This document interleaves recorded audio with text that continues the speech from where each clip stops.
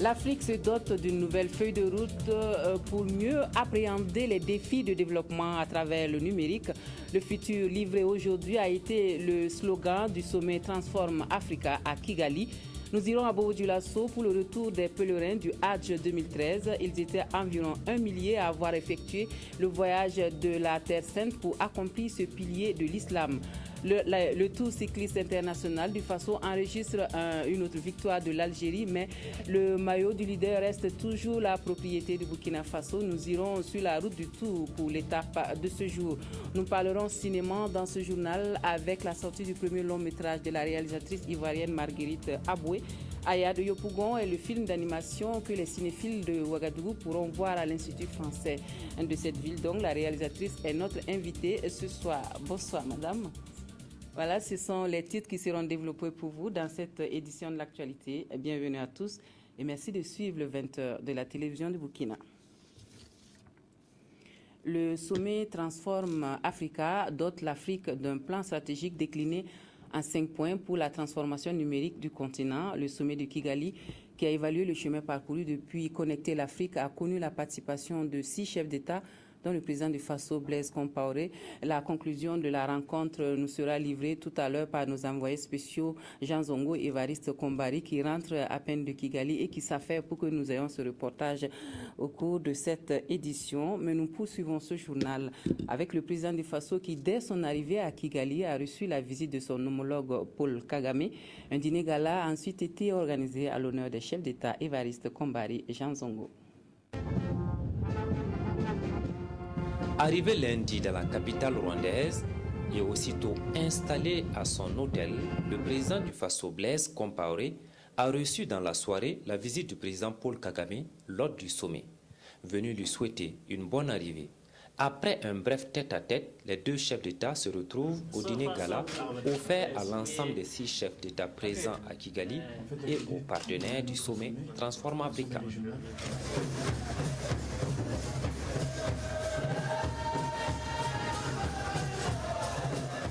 Une soirée dédiée à l'amitié, dira le président Paul Kagame, mais aussi une opportunité pour son pays, le Rwanda, de présenter un pan de sa riche culture à ses invités de marque, à travers chants et danse. Dans son allocution, le président Paul Kagame a rappelé l'importance du sommet Transform Africa qui, selon lui, devrait permettre à l'Afrique de s'appuyer sur les TIC pour booster son développement économique. Paul Kagame a ensuite porté un toast à l'honneur de ses invités de marque. Retour au Faso, Asia, on enregistre depuis le 28 octobre dernier l'arrivée des pèlerins partis depuis le 25 septembre à la Mecque pour l'accomplissement du Hajj. Ils étaient au total environ 1 millier de fidèles de cette ville à avoir fait le voyage de la Terre Sainte de l'Islam. Cette année, les derniers sont arrivés hier, mardi 29 octobre, à l'aéroport international. Voici pour vous l'ambiance à Bobo-Dioulasso avec Ahadi Sandamba. Il est 6h40 quand le Boeing 747 de la compagnie saoudienne NAS Air se posa sur le tarmac de l'aéroport international de Bobo-Dioulasso ce mardi 29 octobre. À son bord, 500 pèlerins de retour de la Mecque après avoir accompli avec succès le 5e pilier de l'islam, le Hajj.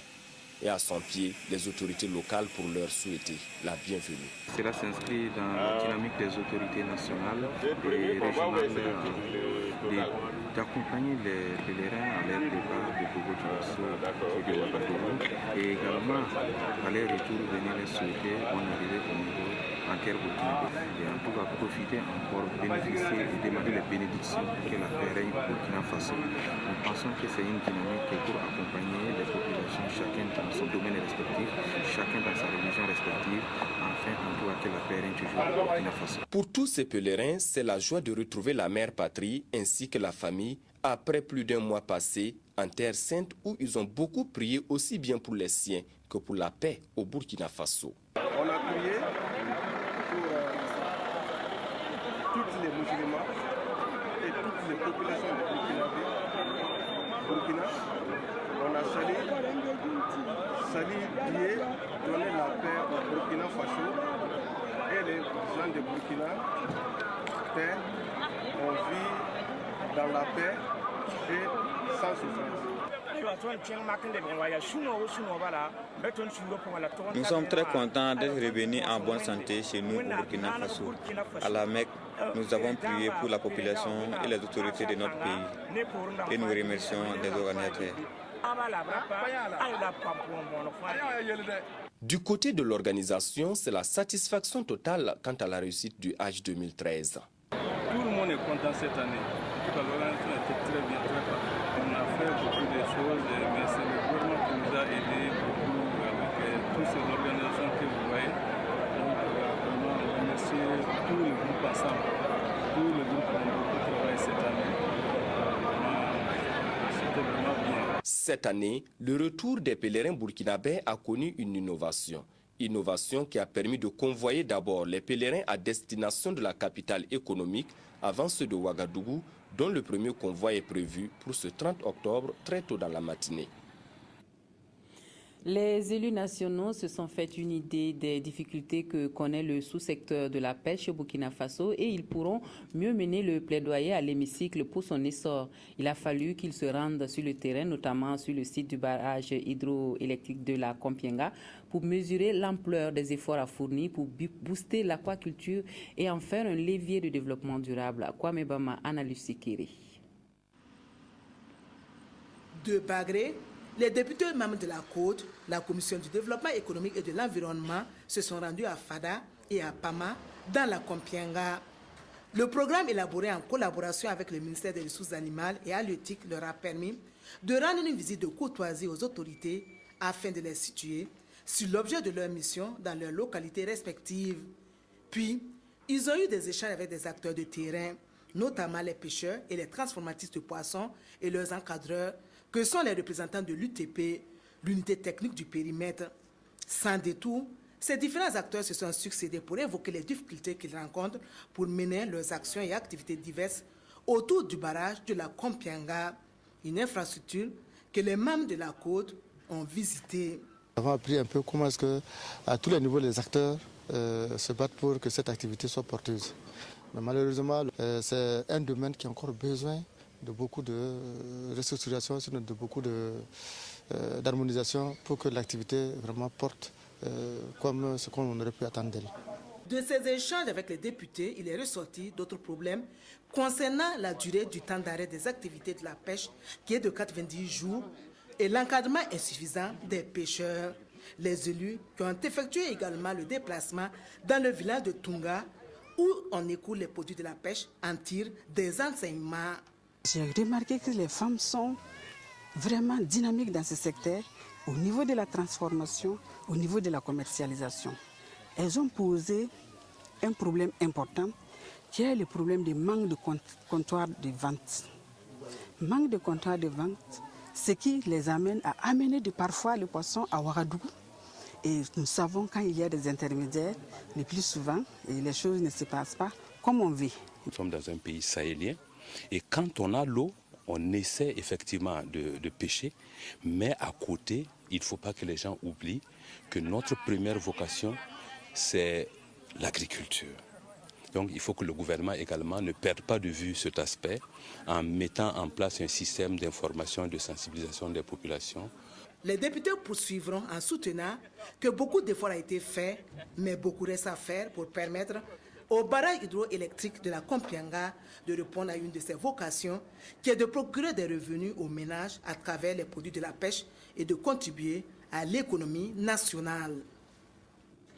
Et la bonne gouvernance qui se prépare en amont, donc, avec l'engagement des jeunes en politique qui nécessite un accompagnement si l'on veut que ces leaders de demain assument leur futur rôle avec une plus grande responsabilité. C'est en tout cas l'avis de l'Institut général Marc Tchemoko Garango qui est dans cette dynamique. Une quarantaine de jeunes venus d'horizons divers a pu bénéficier d'une formation dans ce sens à Ouagadougou. Maxime Zongo. Issus de 4 pays de la sous-région, les bénéficiaires de la présente formation sont au nombre de 45, tous des jeunes de 22 à 34 ans. Ils ont été sélectionnés pour leur engagement politique et leur combat pour la consolidation de la démocratie dans leurs pays respectifs. C'est un programme que nous avons commencé en partenariat avec la Fondation internationale du Parti Centre de Suède depuis 2012. Et ce programme couvre 4 pays, à savoir le Bénin, le Burkina, le Mali et le Niger. Il vise donc à renforcer les capacités des jeunes leaders politiques qui militent dans les partis politiques à travers des modules de formation sur l'idéologie politique, sur le management, sur la communication. 3 sessions de formation, dont 2 au Burkina et 1 au Bénin, c'est le contenu de ce programme de renforcement des capacités de ces jeunes leaders politiques. Étaient à leur côté d'éminentes personnalités venues partager leur expérience. Nous voulons vraiment former des hommes politiques qui ne soient pas des politiciens, mais des jeunes qui soient des politiciens d'un nouveau modèle où vont prévaloir les grandes notions d'intérêt général, d'expertise dans le travail et tout le souci de travailler tout le temps pour le bien du peuple et des populations. Faire de ces jeunes de vrais leaders à même d'assurer avec succès la relève, voilà tout le sens de ce programme. La bonne gouvernance, le sens élevé du bien public, la rigueur, le courage, ce sont entre autres les vertus autour desquelles se sont focalisés les formateurs. Eux ont choisi le chemin le plus court pour faire fortune et la gendarmerie vient de mettre fin à leur ambition d'enrichissement illicite. Une unité clandestine de production d'eau en sachet a été saisie à Ouagadougou. Les fraudeurs qui ont opté pour la facilité ont choisi tout simplement de dévier les installations de l'ONEA pour leur affaire jusque-là bien juteuse. Moussaki Ernest Kambiri. L'affaire remonte à plus de 4 mois lorsque l'Office national de l'eau et de l'assainissement, ONEA, fait le constat qu'une usine de vente d'eau en sachet s'approvisionnait frauduleusement à partir de ces canalisations. Dès lors, les responsables de l'ONEA décident de saisir la gendarmerie nationale. Ce vendredi 25 octobre 2013, l'entreprise Majestic Eau Vive s'est retrouvée dans les filets de la gendarmerie nationale et pour cause. C'est le compteur en fait qui compte, qui montre la facturation. Maintenant, le releveur qui vient chaque mois donner ses factures, bon, il s'est rendu compte quand il voit l'utilisation de l'eau, c'est-à-dire les polluants en pareil, et puis bon, les gens travaillent beaucoup avec l'eau et que rien n'est consommé, mais c'est quand même un peu, c'est touchant. Voilà, donc je pense qu'il a amené un peu l'information en haut, au niveau de nos chefs, et nous, on nous a demandé de passer chez le client et vérifier les installations. On a constaté effectivement quand on est arrivé, on a d'abord vu que le compteur était déjà arrêté, c'est-à-dire fermé. Puisqu'on a un robinet, vous voyez, là, nous avons un robinet qui est là, qui est placé ici, qui permet d'arrêter l'eau avant d'arriver sur le client. Et maintenant on a trouvé que ce robinet-là est fermé. Et si le robinet est fermé, il n'y a pas généralement l'eau dans la maison. Mais eux, on a remarqué en même temps qu'ils ont l'eau. C'est là maintenant on s'est mis à dégager derrière pour voir ce qui se passe. C'est là, à ce moment qu'on a découvert qu'il y a eu une installation avant notre compteur. L'usine de vente d'eau en sachet incriminée appartiendrait à un opérateur économique de la sous-région ouest-africaine. Et pour les responsables de l'ONEA, l'heure est à la recherche de ce présumé trafiquant d'eau à partir des installations de la nationale des eaux. Et cela se passe au moment où le partenariat national de l'eau interroge sa contribution dans la mise en œuvre de la politique en matière de gestion de l'eau par le gouvernement burkinabé. La rencontre de Ouagadougou fait le point des activités et adopte le budget et le programme d'activité 2013-2014. Bouma Ernest Nebié, Adama Koulibaly. Les membres du partenariat national de l'eau en conclave ce samedi 26 octobre à Ouagadougou. 6e du genre, cette assemblée générale va permettre aux participants d'examiner le rapport des activités déjà réalisées et d'évaluer et adopter le budget programme 2013-2014. Nous allons d'abord présenter notre rapport d'activité de 2011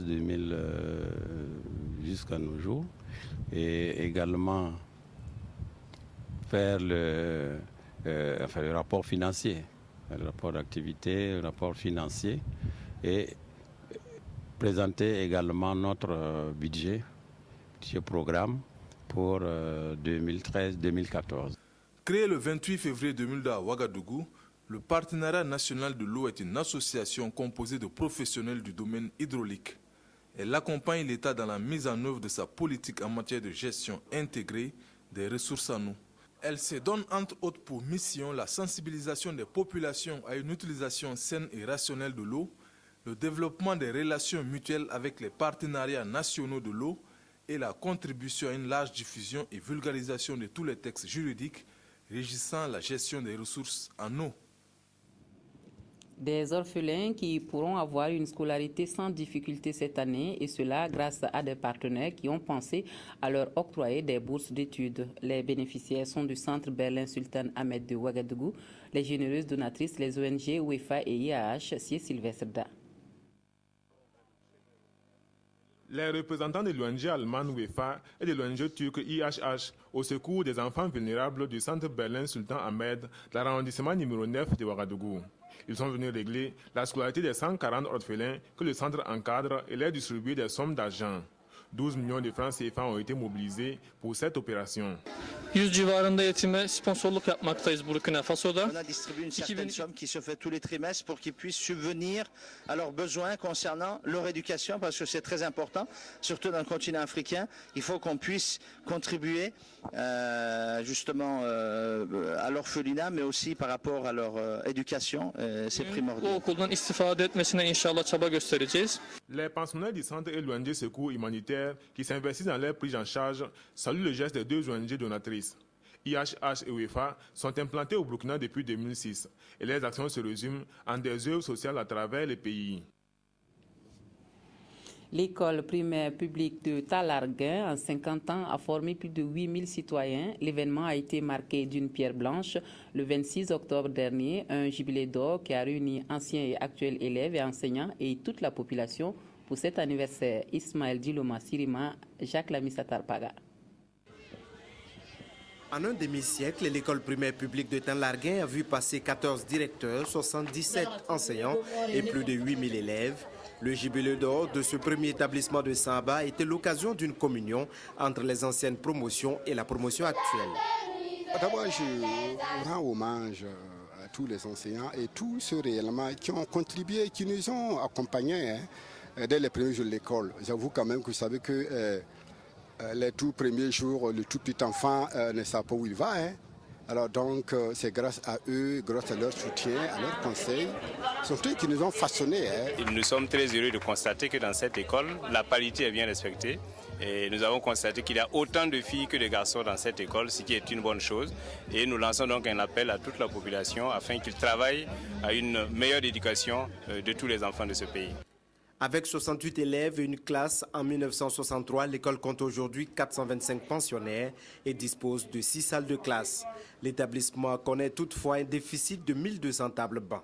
En ce qui concerne les doléances posées, comme j'ai eu à le dire, toutes ces doléances-là, nous allons tenter un temps soit peu de les satisfaire. Parce que ça rentre en droite ligne de notre politique éducative. Cet anniversaire a été ponctué par des remises de cadeaux à l'école, des décorations d'anciens enseignants et une plantation d'arbres au bosquet de l'école inaugurée pour la circonstance. Rendez-vous a été pris pour 2038 sous ce baobab qui a vu naître cette école. Elle l'avait rêvé et c'est fait. Nasmod dispose désormais d'un cadre où elle pourra assurer la formation des jeunes en difficulté.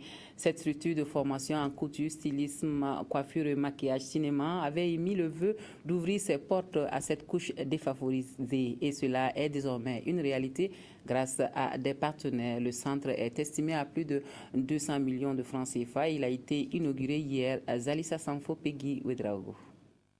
Plus de 200 millions de francs CFA ont été mobilisés pour ériger ce centre de formation. La fondation Nasmod s'agrandit et s'étend aux couches sociales vulnérables. La nouvelle infrastructure est le fruit d'un partenariat multiforme. Je précise qu'il y a deux choses. Il y a le centre qui existait depuis déjà 2001 et il y a la fondation qui a été créée par Mme Béa Petri, qui est la présidente de la fondation. J'étais là même ce matin, qui a eu l'idée de créer une fondation pour soutenir des jeunes personnes en difficulté. J'aime les jeunes gens et je veux donner une perspective avec tout que je peux faire avec mes amis de la Suisse. Les jeunes issus des familles défavorisées sont prioritaires dans ce centre de formation situé à Dayongo dans le 11e arrondissement de la ville de Ouagadougou. Stylisme de mode, couture, maquillage, cinéma, coiffure et plus encore sont les cours qui leur seront dispensés. C'est une belle initiative en matière de renforcement de la formation professionnelle dans notre pays. Et vous savez que nous sommes confrontés à un fort taux de chômage de nos jeunes et nous savons que c'est le pan de la formation professionnelle là qui peut aider un peu à juguler ce problème-là. Pourquoi je dis cela? Parce que quand les jeunes sont formés professionnellement, ça veut dire qu'ils sont aptes à occuper des emplois, ils sont aptes à s'auto-employer et c'est ça le plus important. Afin de réduire les distances, un bus sera alloué au transport des apprenants du centre de formation Nasmod de Dayongo. Nous parlons cinéma à présent avec la sortie du long métrage d'animation de la réalisatrice ivoirienne Marguerite Aboué. Aya de Yopougon sera projeté à l'Institut français de Ouagadougou à l'occasion de la semaine du cinéma d'animation. C'est un film d'une 25 minutes inspiré de la bande dessinée du même nom sorti en juillet dernier à Paris. Voici pour vous la conférence de presse qui annonce l'événement à Ouagadougou. C'est avec Sali Nana.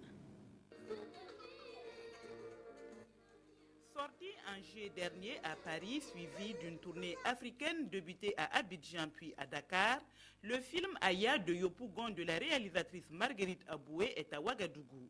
Ici, avec la presse burkinabé, la cinéaste ivoirienne veut faire découvrir Aya de Yopougon son premier long métrage d'animation adapté de la bande dessinée à succès du même nom.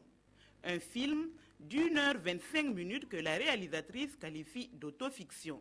Tout ce que je raconte, c'est des choses qui existent, les filles qui tombent enceintes, les grossesses non désirées et qu'on veut enlever, quitte à y rester, les pères volages, les premiers bureaux, les deuxièmes bureaux, tout ça, on connaît tout ça, c'est ça, la polygamie, l'éducation quand même des filles, la dualité entre tradition et modernité pour tous les jeunes quand même, et ça, tout ça, c'est des choses qui existent. Moi, j'ai grandi jusqu'à l'âge de 12 ans dans ce quartier, donc je parle de ce que je connais, cette ambiance-là, tout ça, oui. Et puis de la fiction, parce que les personnages qui sont là, je les ai inventés.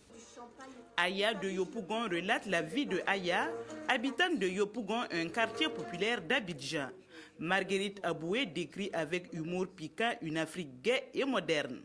Aya, tu me fatigues. Pourquoi tu es toujours en train de me désobéir? Cette belle femme, c'est Fanta, ma mère. Tu poses trop de questions. Mais je n'ai rien dit encore. Tu es trop curieuse. Les nouvelles vont vite dans ce quartier. Ce film d'animation qui résume certains problèmes connus dans les familles ou les sociétés africaines a coûté 5 millions d'euros, plus de 3 milliards de francs CFA. Le cinéma d'animation coûte cher dans les zones où on se trouve. Moi, j'ai grandi à Yopougon, donc aussi j'ai donné mon avis par rapport à ça. On discutait sur des personnages, des objets, comment... voilà, il y avait pas mal d'anecdotes qui revenaient. Et voilà. Donc on essaie de transmettre ça en fait après au développement du film. Comment les gens parlent et tout, vous allez voir le film, c'est vraiment, on essaie de se rapprocher un peu des personnages. La campagne promotionnelle de Aya de Yopougon au Burkina s'inscrit dans la semaine de la fête du cinéma d'animation.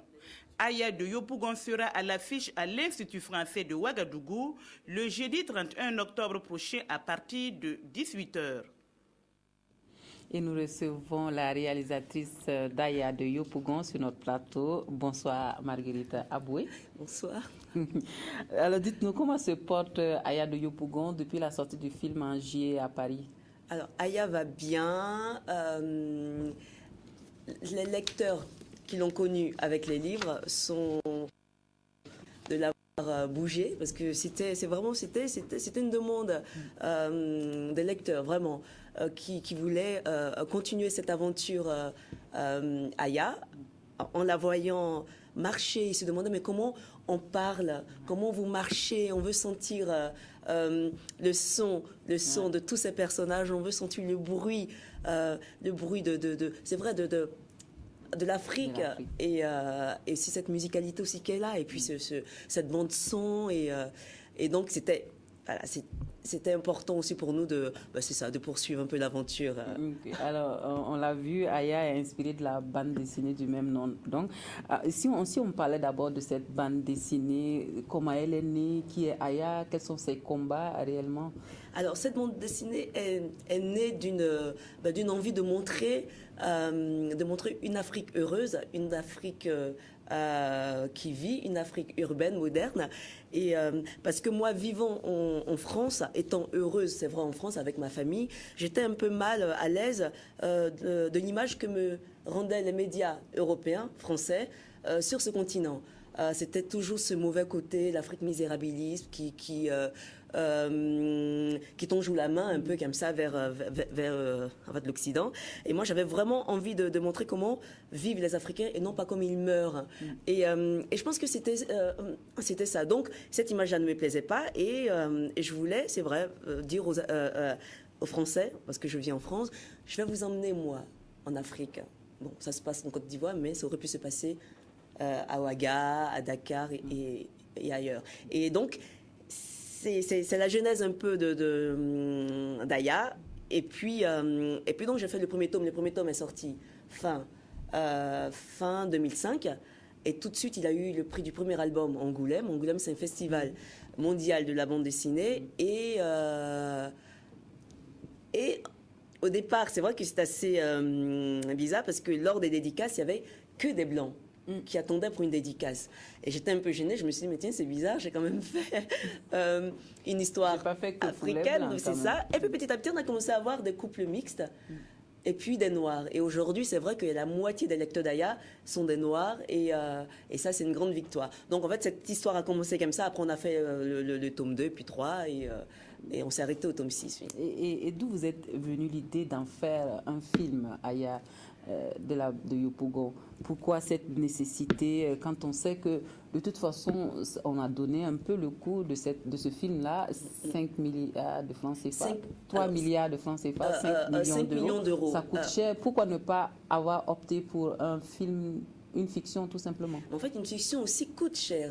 Parce que, alors pourquoi en fait, on a comme l'impression qu'on dit 5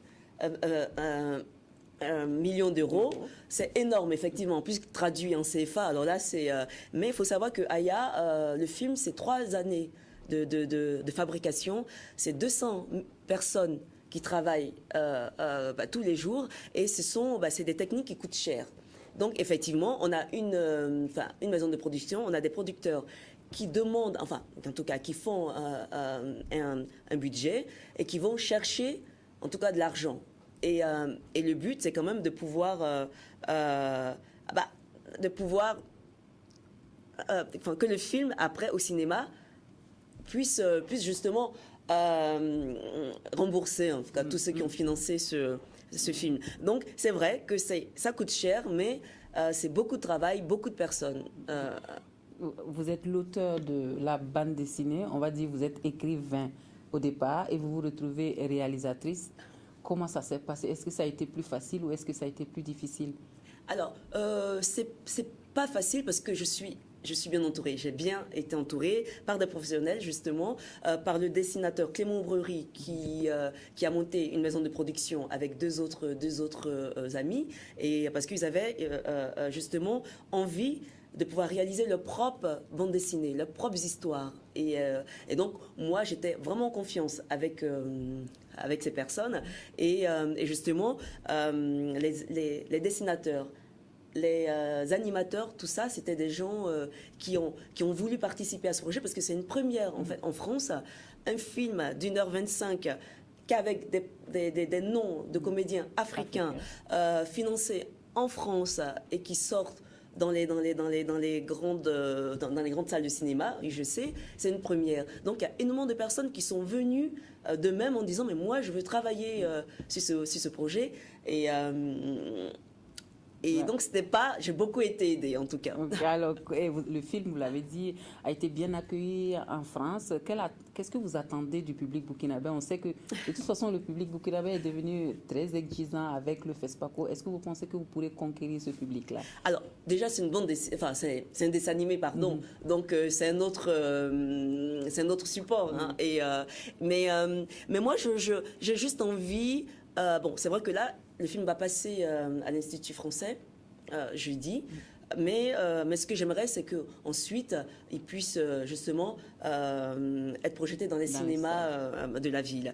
Et j'espère que tout simplement, les Burkinabés vont se dire, mais enfin les cinéphiles vont être agréablement surpris, vont se retrouver, parce qu'on a un lien fort, la Côte d'Ivoire et le Burkinabé. D'ailleurs, et le Burkina Faso. D'ailleurs, on va reconnaître quelques accents dedans. Et juste qu'ils se détendent, qu'ils prennent plaisir à voir cette histoire, à se plonger dans l'histoire. Et puis, peut-être qu'on ne sait jamais, peut-être que j'aurai un prix au prochain FESPACO.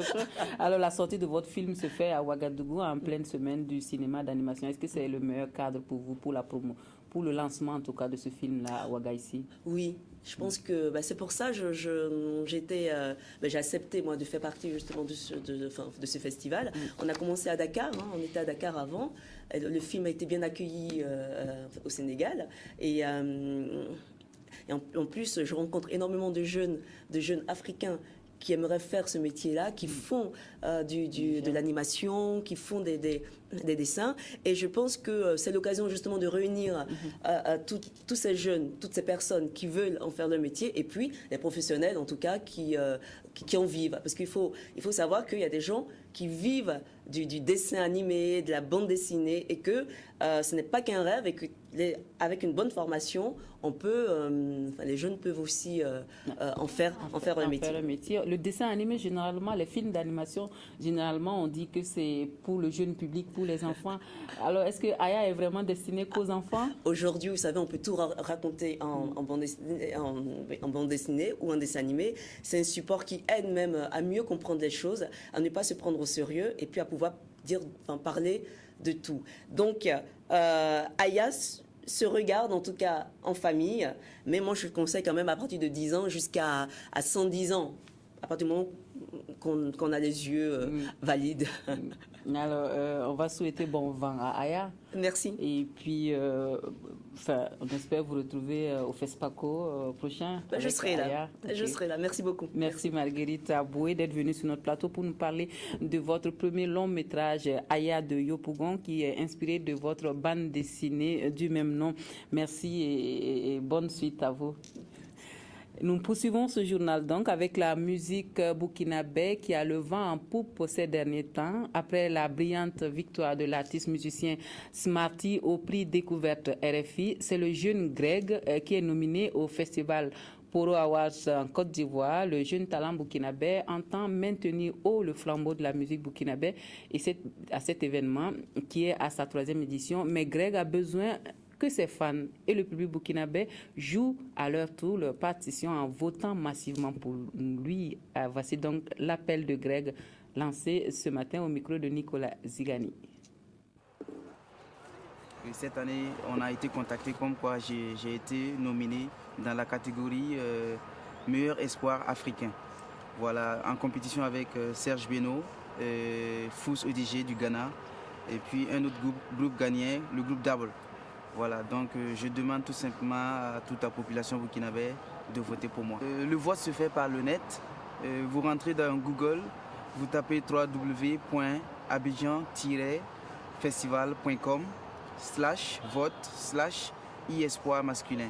Donc e-espoir, c'est le i, le petit i, espoir masculin tout collé. C'est un défi à relever tout simplement parce que c'est la brebis se trouvant au milieu des loups, en quelque sorte. Parce que je suis tout jeune, je viens tout juste de sortir, il y a à peine 1 an et 6 mois. Et je me retrouve nominé avec de gros calibres en compétition. Donc il y a de quoi à ce que j'ai la chair de poule. Mais je sais qu'avec le soutien de toute la population burkinabé, il est possible que je puisse sortir vainqueur de ce festival. Sport à présent et nous allons sur la route du Tour du Faso 2013. L'Algérie signe sa 2e victoire d'étape d'affilée en s'imposant ce matin par Abdelbassat Anae. À l'arrivée de la 5e étape, Fada Koupela, mais le maillot du leader reste toujours la propriété d'Abdulaziz Nikiema. Sur la route du Tour, le reportage de nos envoyés spéciaux Victorien Marienne et toute son équipe. Après 2 premières étapes de flottement, les Fennecs algériens montent en puissance à cette 27e édition du Tour cycliste du Faso. Tout comme hier à Fada Ngourman, l'équipe algérienne a eu le vent en poupe encore ce matin sur la courte étape du Tour, la 5e, Fada Ngourman Koupela, longue de 80 km 800. Dans ce peloton de 58 cyclistes qui part de Fada Ngourman pour Koupela, Abdulaziz Nikiema, le maillot jaune, n'est qu'à 8 petites secondes de l'Ivoirien Isiaka Cissé, à 18 secondes de Benjamin Ober de l'Allemagne et à 30 secondes du Camerounais Yannick Lantsi. Autrement dit, si Aziz Nikiema est le chouchou des étalons cyclistes, il est aux yeux des 3 hommes tapis dans l'ombre du peloton, l'homme à abattre. C'est dans cette ambiance de ni guerre ni paix que se sont disputés les 2 sprints intermédiaires et la victoire d'étape. Mais que de tentatives et d'initiatives enregistrées sur les 20 premiers kilomètres de cette étape, la plus courte de l'épreuve. Le premier sprint intermédiaire de Diapangou est remporté par Mahamadi Balima devant le Camerounais Clovis Abosolo. Un sprint intermédiaire annonciateur d'une tentative enfin aboutie de 8 coureurs cyclistes. Haruna El Boudo, le plus combatif de tous, amène dans ses roues son coéquipier Balima, 2 Algériens, 2 Allemands, un Camerounais et un Néerlandais. À vive allure, ce petit groupe ne laisse aucune chance de victoire d'étape au gros du peloton. Les écarts se creusent. Haruna El Boudo franchit le premier la ligne du 2e et dernier sprint intermédiaire de Gungen. À l'arrière, le porteur du maillot jaune et postulant ne se lâche pas des yeux.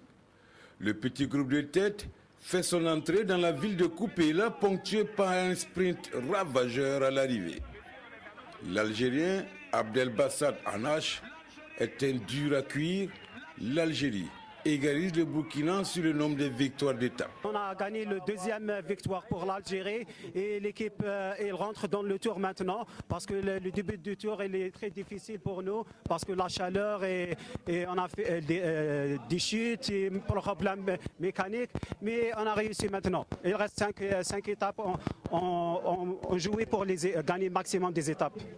Abdelbassat Anache devance l'Allemand Daniel Bischmann et le Burkinabé Mahamadi Balima après avoir parcouru la distance de 80 km 800 en 1 h 52 minutes 08 secondes, soit une vitesse moyenne très appréciable de 234 km/h.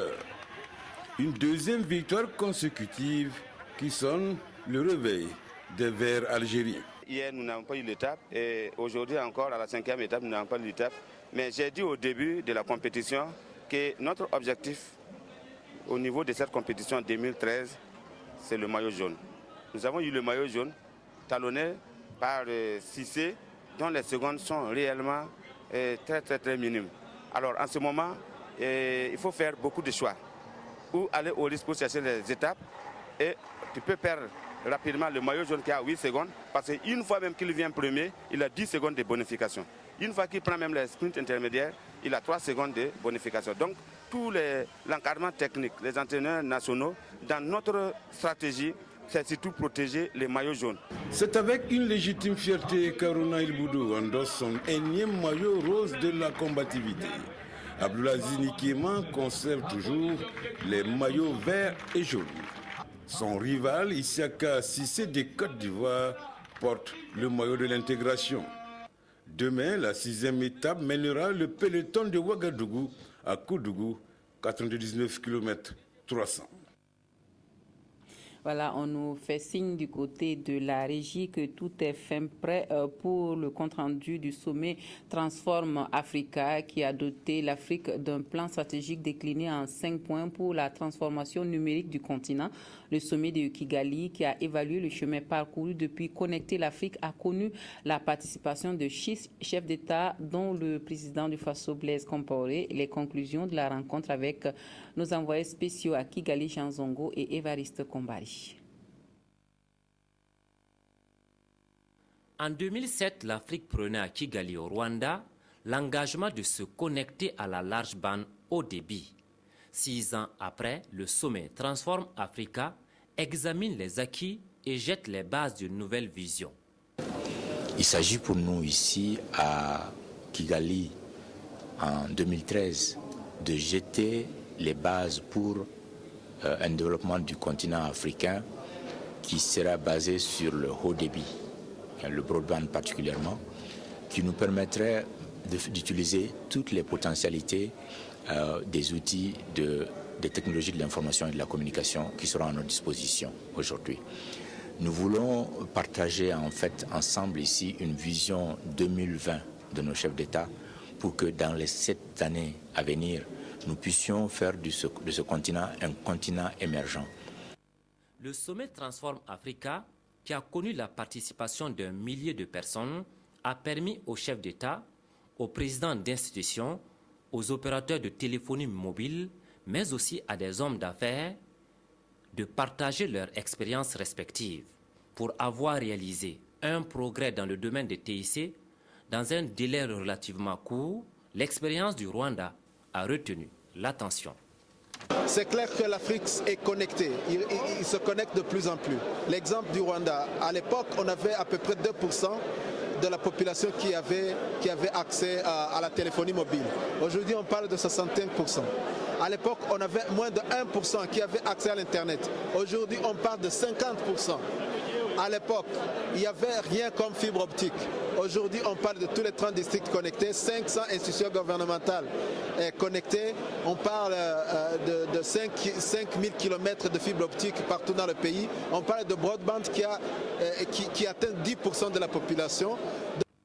Le président du Faso, Blaise Compaoré, a partagé sa vision pour une Afrique et un Burkina Faso résolument tournés vers les TIC.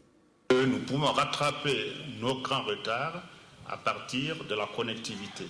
Alors c'est pour cela que des pays comme le Burkina Faso, bien sûr géographiquement bien placés parce que nous sommes au centre de l'Afrique de l'Ouest, nous avons un grand intérêt pour nous-mêmes comme pour les voisins et pour notre progrès réel, véritable, d'aller vers cet outil très puissant qui peut, bien sûr, comme nous l'avons dit ici, nous aider à créer plus d'emplois, améliorer la vie, le quotidien des hommes et des femmes.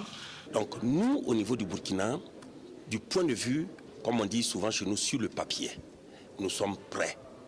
Nous avons un projet e-Burkina. Nous sommes prêts parce que nous avons un projet de backbone. Nous avons un projet de data center. Nous avons un projet de G-Cloud. Nous avons un projet de call center. Nous avons un projet de cyberland à la limite. Donc nous avons tout ça et nous avons chiffré et nous savons combien donc ça va nous coûter, quels sont les gens qui vont y aller, quelles sont les créations d'emplois qu'on est en droit d'espérer, quelle est la richesse, l'augmentation du PIB qu'on est en train d'attendre. Le Burkina, on est prêt à ce niveau. Mais je pense aussi que le chef de l'État, c'est quelqu'un qui est particulièrement engagé. Et c'est sous sa houlette justement que nous avons pu rédiger l'ensemble de tous ces documents. Après s'être connectée à la large bande, l'Afrique veut désormais transformer la vie sociale de ses communautés et son économie en s'appuyant sur les TIC. C'est pourquoi le secrétaire général de l'Union internationale des télécommunications a invité les chefs d'État à mettre en place une stratégie susceptible de propulser la transformation numérique de l'Afrique. Un manifeste en 5 points a été élaboré. Alors le manifeste a 5 grands piliers. Le premier pilier consiste à intégrer les nouvelles technologies dans tous les aspects du développement. Et deuxièmement, on parle d'utilisation des nouvelles technologies pour améliorer la gouvernance, les services que le gouvernement doit à la population. On parle du rôle du secteur privé. Il faut mettre en place un environnement qui permet au secteur privé d'investir et de responsable de la croissance. Inclure tout le monde. Il faut que les femmes, il faut que les jeunes soient pris en compte. Il faut prendre en compte la protection de l'environnement. Il faut prendre en compte tous les aspects du développement durable.